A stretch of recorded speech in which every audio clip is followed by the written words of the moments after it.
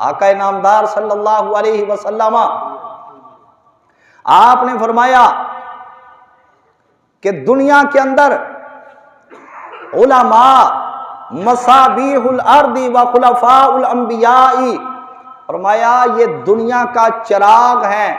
جس طرح چراغ ایک جگہ پر جلا دیا جائے تو اس کی روشنی سے اس کا ارد گرد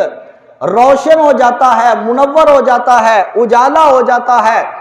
تاریکی ختم ہو جاتی ہے، ظلمت دور ہو جاتی ہے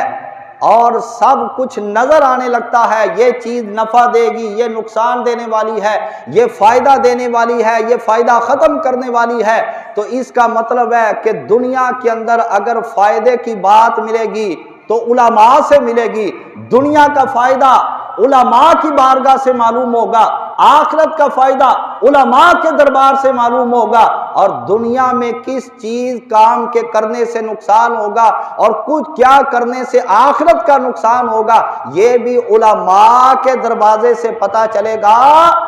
دنیا کے اندر جس نے اپنا تعلق علماء سے قائم کر لیا، اللہ رب العالمین اس کو کبھی محروم نہیں رکھے گا، اس کو بھی دین کی تھوڑی نہ تھوڑی خیرات جو ہے وہ اپنے فضل سے ضرور عطا فرما دے گا۔